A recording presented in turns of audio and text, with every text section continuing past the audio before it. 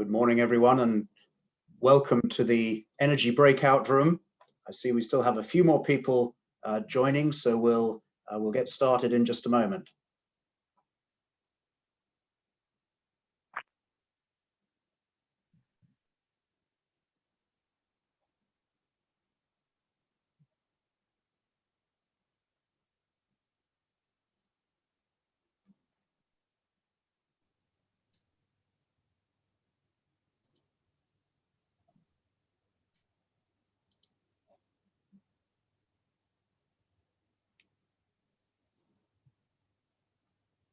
Great. Well, look, time is precious, so we'll get started.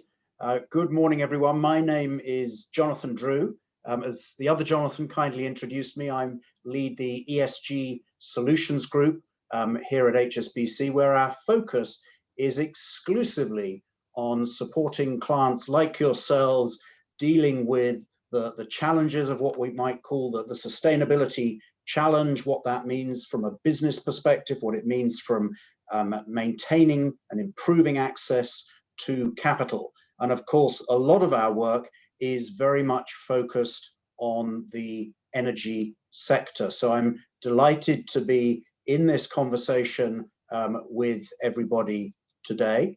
What we will do, we have four excellent speakers to contribute, and I will invite them in turn to share some thoughts, introduce their company a little bit, and then to address the topic of what energy or what the transition process is meaning in the energy space and to their particular companies and businesses. But perhaps just to get us going and set the scene, I wanted to put forward very briefly a sort of proposition around energy and what it means. And it's as follows, that energy has been, throughout human history, core to the development of our civilization. And this is true pre the industrialization period and remains true today. Many of the landmarks that we've built even pre-industrialization to mark civilization and our progress have of course required huge amounts of energy. And our whole system in a sense has been, and the pace of our development as human society has, again, pre and post industrialization, in a sense been dependent upon energy. Energy has in a sense defined the pace of our development. And at times there have been constraints. And as we've addressed those constraints, that has then freed us up to continue on our path of development.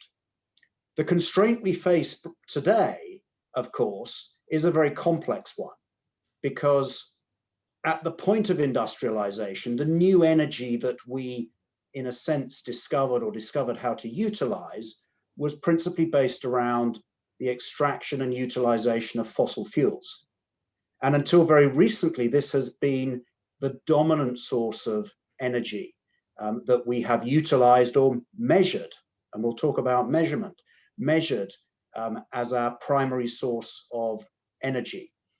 But we've now obviously recognized that the use of fossil fuels has other consequences and pushes us up against other constraints around in our natural environment, fossil fuels driving greenhouse gases, driving temperature changes and other consequences, that we now have to address these challenges in our rethinking of the energy sector. And that's going to be our topic today. We've clearly seen the beginnings of a radical change.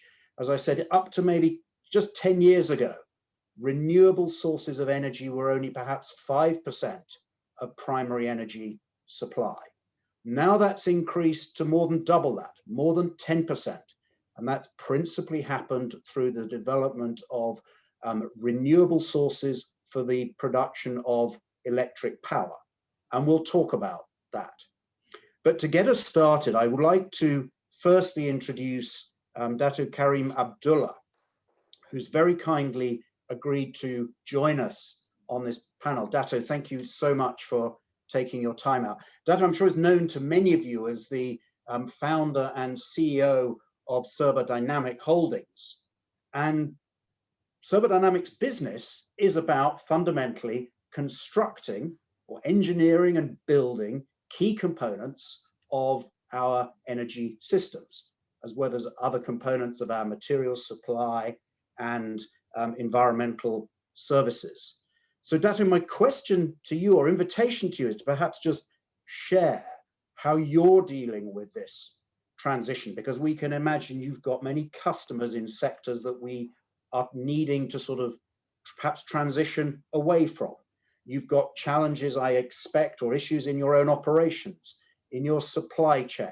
So question really is, how are you dealing with this when thinking about sort of what it is you're engineering, what you're building, and how you're going about that?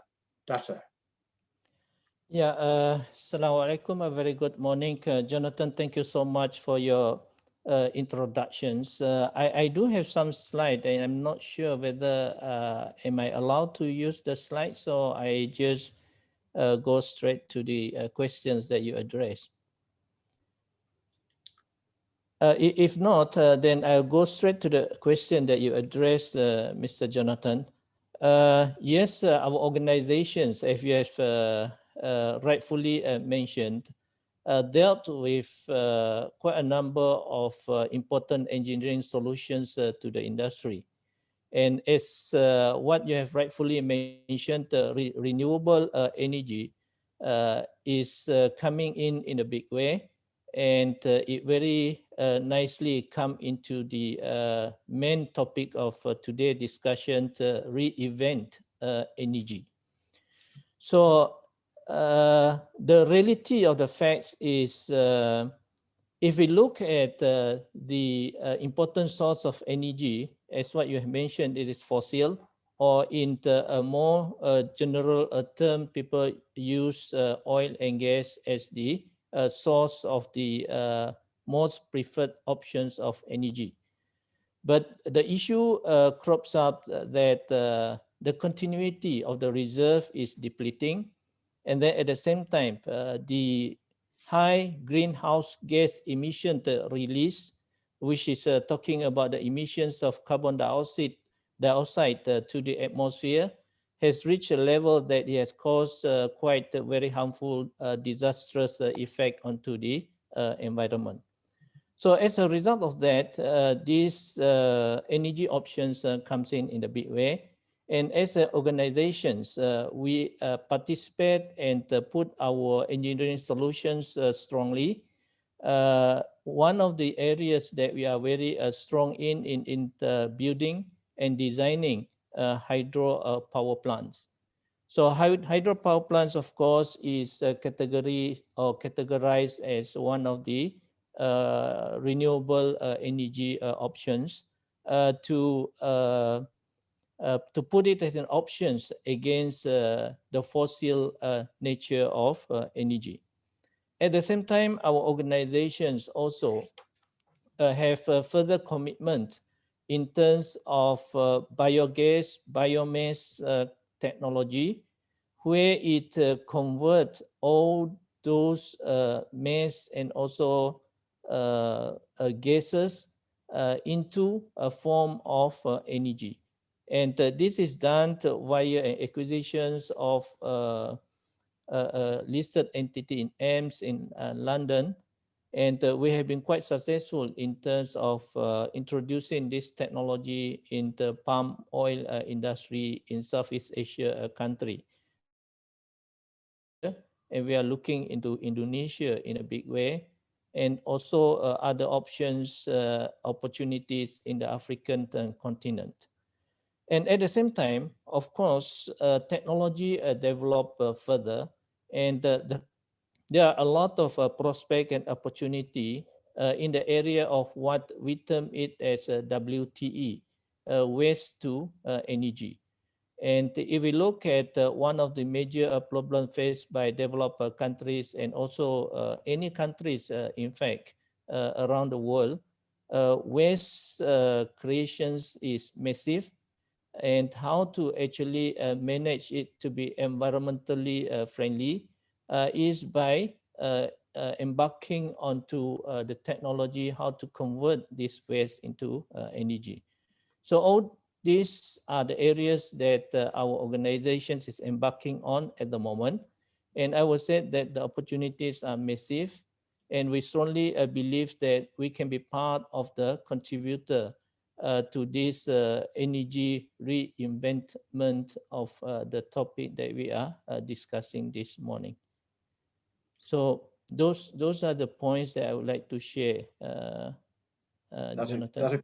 Dr. Karim, thank you very much. I mean, clearly a very diverse set of new technologies that you're focused on. I may come back to you in a moment actually to sort of think around the sort of the economics of some of that business. But before doing that, I'd like to now introduce another speaker, Mr. Gan Boon Han, who's the CEO at Leader Energy, part of the HNG group. Now, obviously, you're very much focused, Mr. Gan, in the electric power space, investments across the ASEAN, Asia region, some sort of traditional technologies, but your business is now clearly evolving. I'd be very interested, perhaps you can share your perspective of what are you seeing as the main drivers of your business in the space of electric power generation.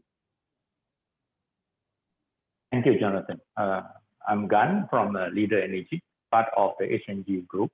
Our company has started involving in the power industry, started about 26 years ago, way back in 1994, being one of the first Malaysian companies building power plants outside Malaysia, where we secured the first IPP license in Cambodia.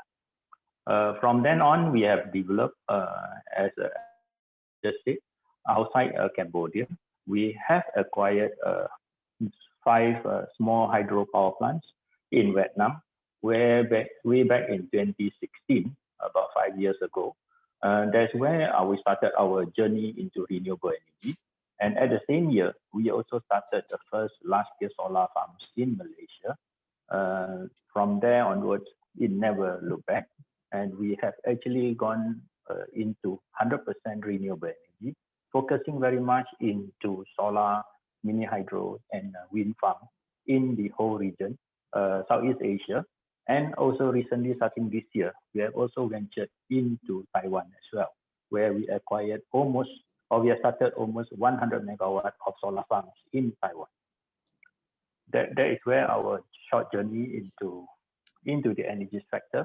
And now we are focusing 100% renewable energy, as what Jonathan had just said. That is a very short briefing.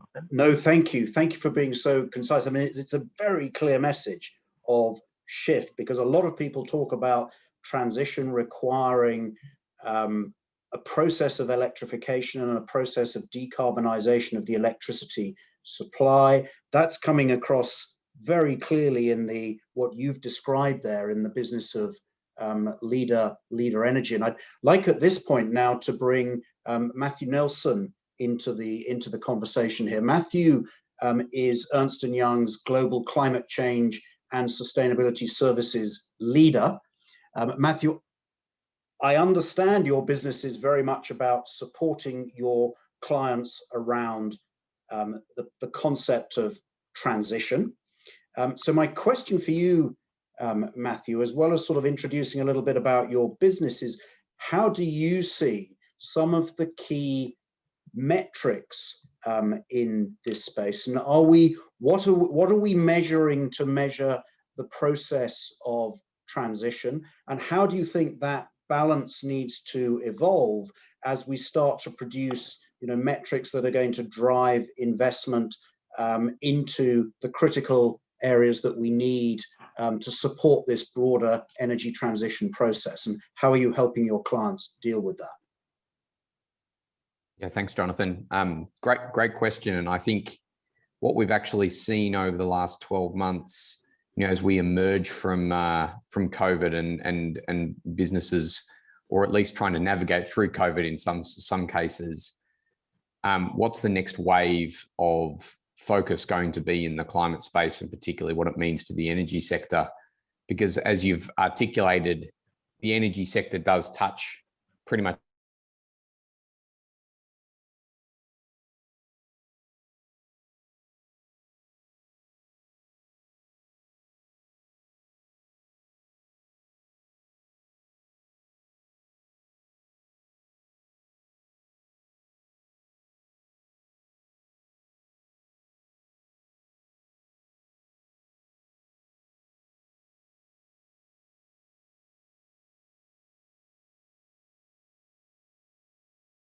now come on board with their net zero target. We've seen China in the last 12 to 24 months announce their net zero target, and that has followed Europe that has been there for some time.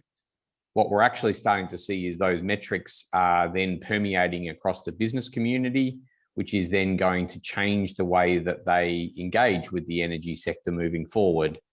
And I do see some significant opportunities in the energy sector to transition themselves and be ahead of that curve in the context of trying to respond to both what we're seeing at the country level, which is then driving the energy sectors within countries and markets, and then subsequently driving all of our customers to actually then subsequently respond. The second part I'd just add to that in terms of what's going to be the interesting thing, I think, for both the intersection between the financial services sector and the energy sector is how we're going to fund all of that transition. And I think as we set these metrics that organizations are saying we're moving to net zero, we're doing these sorts of activities, how that's going to get funded in such a short period of time. I think, Jonathan, you talked about this in terms of the transition of the energy sector and the change that's likely to happen. If we are to achieve the 1.5 degree target or even a 2 degree target that we're trying to achieve under the Paris Accord, the amount of investment that's going to be needed to make the transition in the timeframes that we're talking about, we probably only have 10 to 15 years in order to completely recast the entire energy supply infrastructure and market itself. And I think it'll be interesting to see how metrics can help drive that target and getting the certainty from government that net zero will enable us to achieve the outcomes that we're looking for. And I think one of the things that EY does, we put out a renewable energy attractiveness index on a quarterly basis that outlines what in each of the geographies the attractiveness for investment into the energy sector, into renewables, and how that can play out.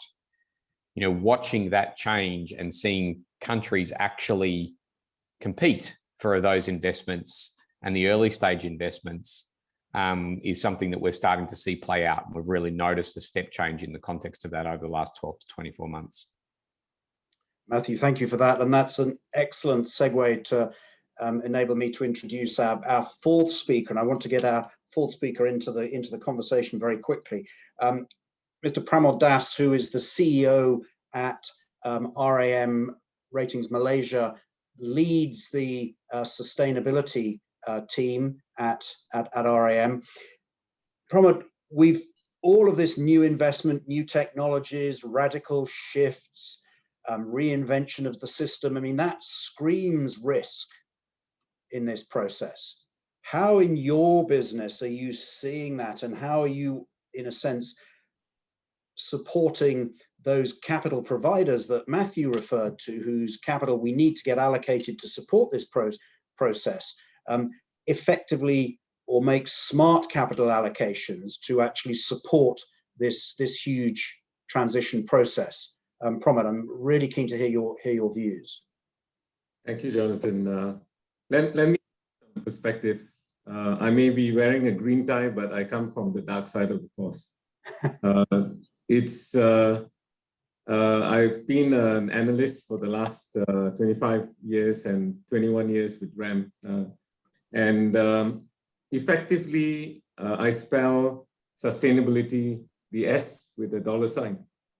So everything boils down to the key question I get asked. I'll go straight to the jugular here. The key question that I get asked by a corporate treasurer or a CFO is, if I go green and issue a green bond or a green sukuk, is it going to be cheaper for me? And it's often a different question and different answer if you frame it in the right way. Let me give you some numbers. Globally, green bonds and the energy space takes up about 35%. That's based on Climate Bonds Initiative's 2020 numbers.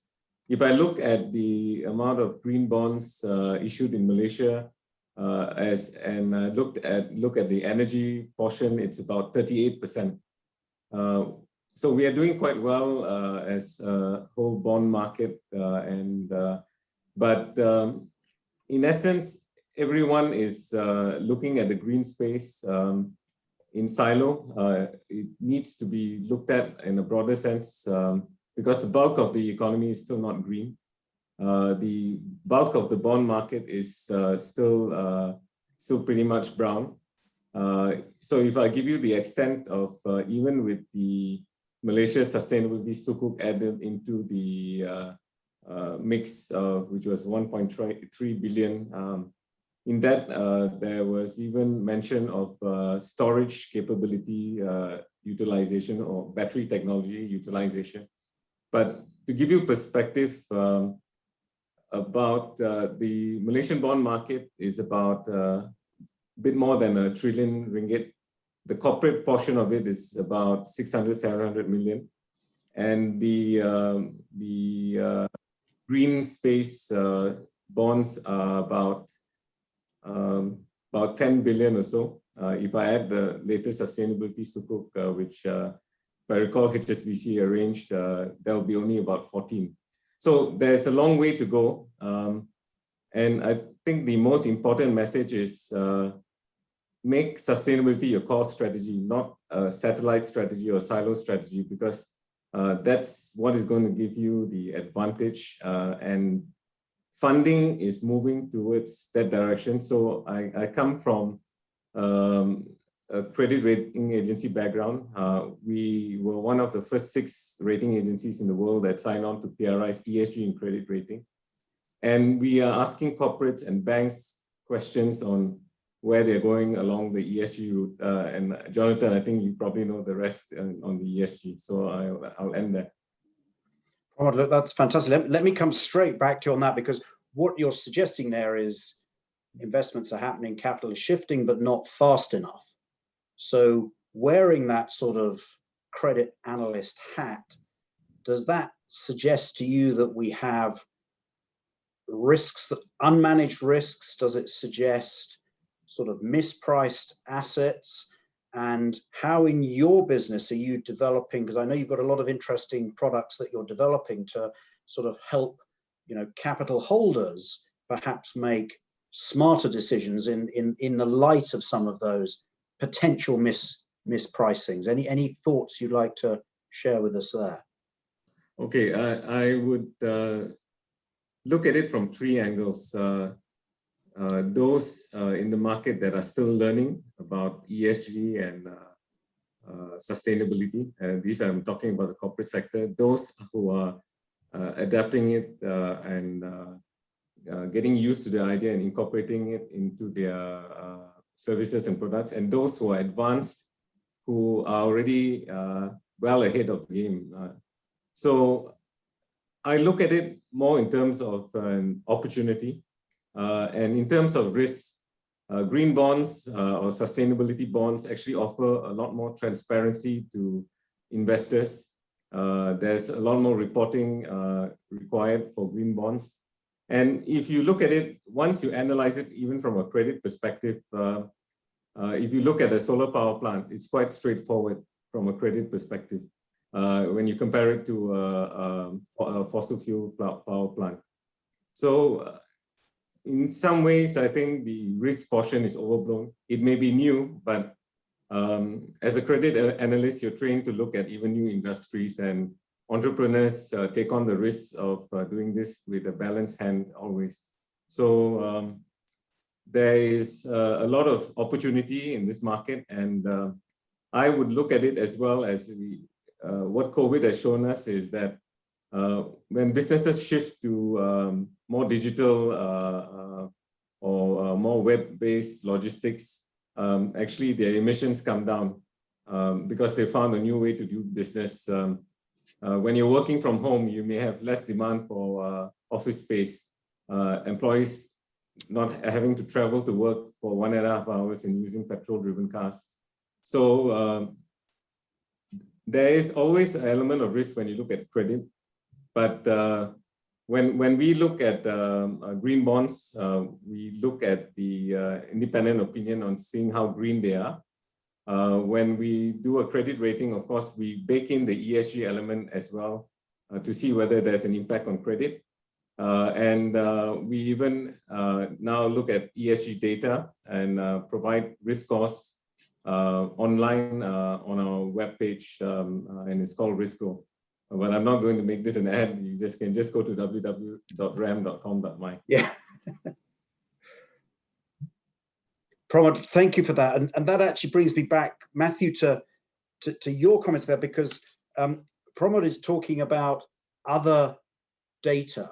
And I think you referenced sort of non-financial information, Matthew, when you spoke. So there's a question, and I'm asking this, and I'll be transparent as a somebody who trained in the accounting field themselves. So if I appear to question the work of accountants, that's me questioning myself. But does this somehow mean that in our financial statements, we're sort of measuring, are we measuring the right things? Is there something fundamentally missing there that we need to address if we are to, again, support this process of transition and ensure that we get more of the capital to supporting those activities that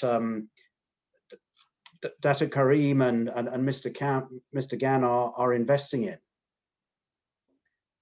Yeah, great question, Jonathan. And I would echo Pramod's comments about the speed of capital being the critical point. And I think, so, one of the questions that we've got in the chat, Jonathan, which admittedly is related to Mr. Gan, but I'll jump in on it a little bit, makes the comment about, the cheapest form of energy for a developing nation is coal still, and the cheapest form of energy is coal.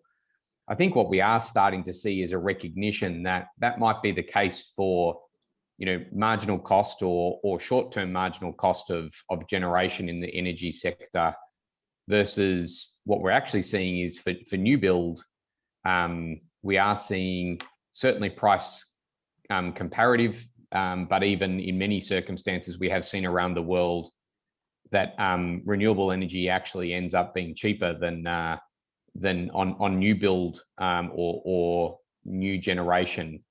I think the problem that has, though, is that it's still not going to mobilize the capital quick enough in order for us to transition existing stock. And that's where I think the ESG discussions start to be coming into play. And that's why trying to capture systemic risk as opposed to the risk that then gets embedded in things like impairment tests or balance sheets, I think is critical for us to help speed up the flows of capital and enable transition to start to occur. What we have seen in the sector, for example, is organizations that are looking at their ESG metrics on things like overall emissions intensity of a portfolio, and starting to look at assets and saying, well, we're actually going to bring that asset to close much sooner than we would normally its natural life be, in order to achieve particular ESG outcomes that they're looking for as an organization. And that's something that we do see that ESG metrics, Jonathan, can actually help speed up the process of getting the capital, particularly in the energy sector, where I think kind of new builds already there. We're seeing renewables being price competitive, if not, price leaders. But obviously we have a whole bunch of existing stock that we're going to need to change over the next 15 to 20 years. And we've actually done a fantastic job at lengthening the life of a lot of those assets that we need to start to consider as part of that process. And that's where I do think the ESG metrics can really make a difference.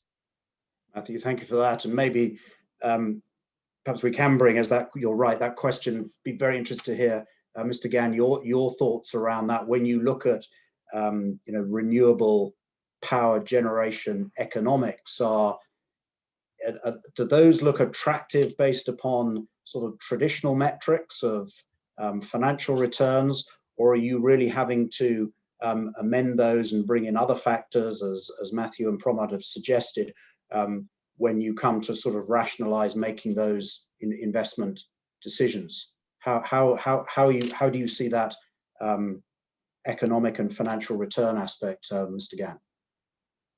Okay, thanks, Jonathan. Thank you for Michael for asking the question. I think the question is not so much on traditional thermal power versus renewable energy, Our company actually went into the power plant business as one of the first mover in Cambodia. So relatively, the margin were higher at the time because when we entered Cambodia, it was a time of civil war. I still remember our staff were working inside a power plant when the gun battle outside. So there's certain risks that we have to take. Back to the renewable energy sector today, it's getting more and more competitive. I think we hear, I think Matthew just mentioned just now also, in certain part of the world where the renewable energy is already meeting or even getting lower cost of generation as compared to a traditional thermal power plant. And that is not too far away. I think that it will come eventually. But one thing that we have to remember is comparing renewable energy versus a traditional thermal plant. Renewable energy is not 100% predictable. It's always fluctuating. If we look at wind, it's only when the wind is blowing that we are able to generate power.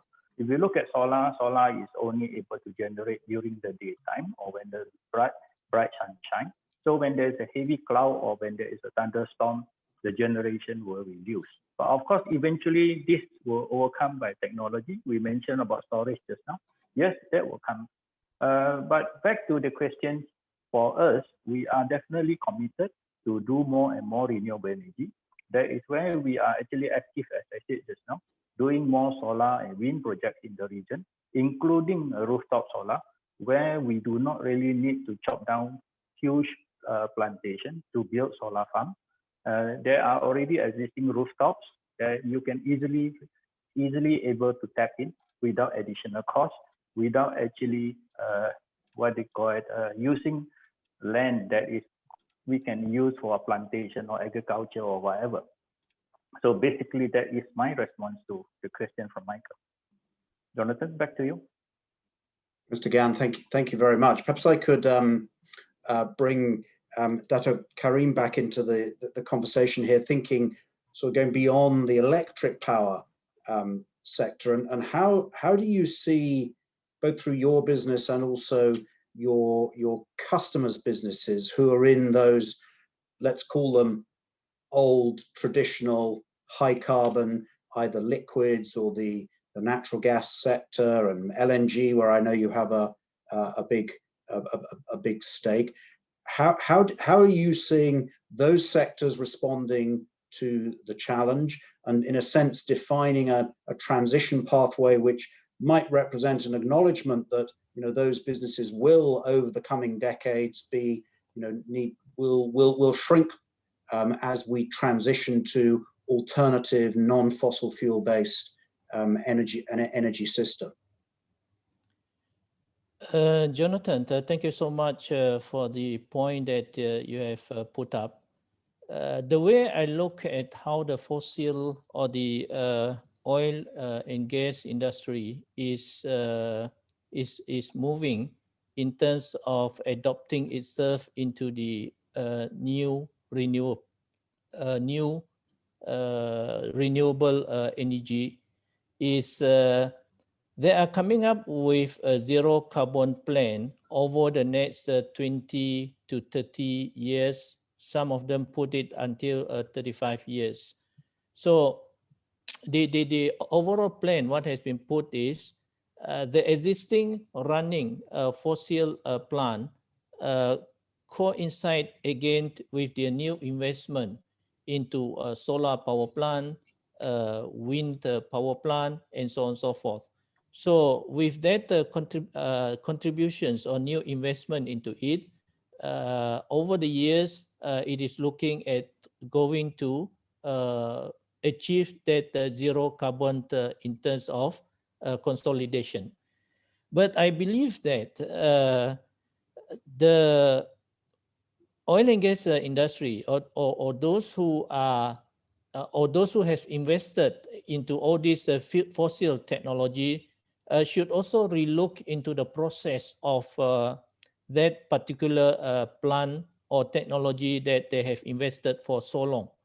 I give you an example, like the gas that has been flared out into the atmosphere.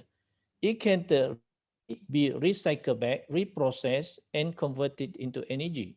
There are any technology that can do that, and that will actually helps to reduce down the emissions of carbon into the atmosphere. That is one.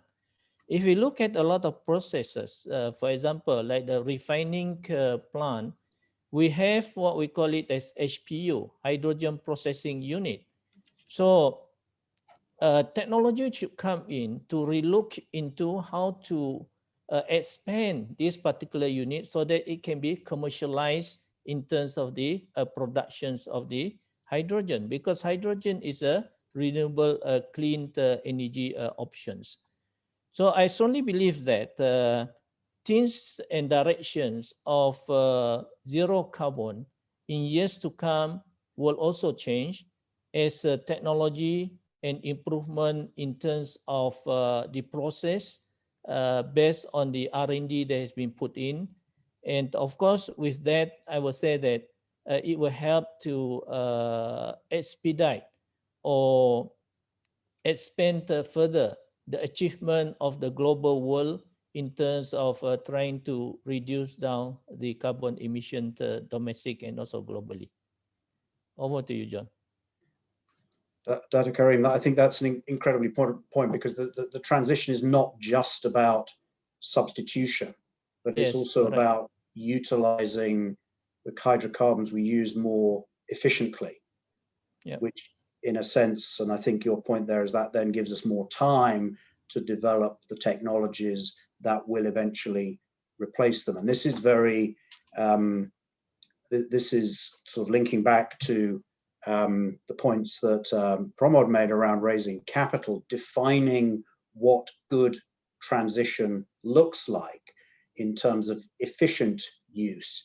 And so perhaps a question I'm going to pass back to Matthew for his thoughts, and because I think this might be one, Matthew, where you spend quite a lot of time with your clients in thinking of, in a sense, how you define where you're using hydrocarbons. How do you distinguish between where you're investing to create a more efficient usage of those hydrocarbons versus where you might be investing and actually just prolonging the use of hydrocarbons when there might be alternative technologies available? Interested, Matthew, in your thoughts on that and how you might be helping and working with some of your clients in that area.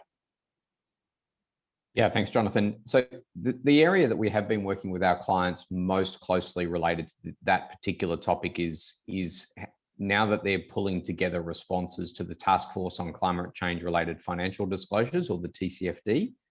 So within the TCFD, it does require, under their framework, it's got recommendations on how to identify and then subsequently report on key risks and opportunities within both transition risk and physical risk of climate change. And we are seeing many energy companies around the world adopt the TCFD recommendations as part of their disclosures, both in the energy sector, but I'd also say in the financial services sector as well.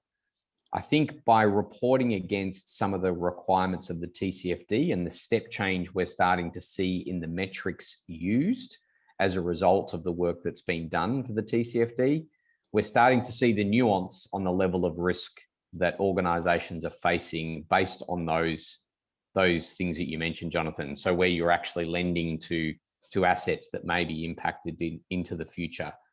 I think one of the other metrics that we're starting to see emerge, particularly for lenders, is this concept of emissions portfolio. So trying to put out into the market it's almost like an intensity of lending portfolio, Jonathan, where you actually are saying this is the emissions portfolio, the emissions of the portfolio that we currently lend to. What that enables you to do is get a sense of, how exposed you are overall at a portfolio level as we start to make the transitions. I think the benefit of that is it gets us away from this context of good and bad investments being a very black and white line. So, LNG is a good example. You mentioned LNG. That is an element of transition associated with that as a fuel source. And we will start to see over time, as we look to make what we hope will be an orderly transition. Whether we get there or not is another question, but we hope will be as orderly as possible. You know, this concept of coming up with portfolio emissions helps you capture and say, well, I'm going to start to transition away from very intensive fossil fuel-based power generation assets or supporting assets. I'm going to balance that portfolio with some renewables that help me create natural hedge in my lending book. And then I'm going to potentially also look at some of the transition fuels, as well as the supporting infrastructure in the portfolio lending things, so that it captures things like battery technologies, renewable technologies that support the sector. So that's where we're starting to see that change. All of that is being triggered by discussions that we're having around scenario analysis, TCFD, and risk assessments. Great, thank you, Matthew. We've just got the 1 minute warning, so we'll have to close very shortly. And I was just going to perhaps invite the panelists just to share a final thought in terms of, if there's one thing you're going to be focused on over the next 12 months related to the energy transition, what would that be? Pramod, would you like to go first? Okay, basically keep it simple. Before you start on a sustainability program, measure your costs and measure them as you are doing that, and you'll see a cost reduction. It is part of your strategy. It is not in isolation. And keep it simple before you start on your sustainability reports. Focus on strategy. Dr. Karim, one final thought from you. Your focus in the next 12 months.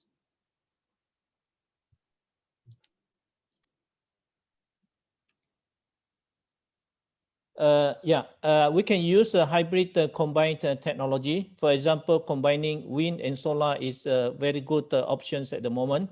It can combine again into the battery storage conservation, and it can give very good options and applications in a very, very wide range. So excellent. That is something which we are looking at. So hybrid technology.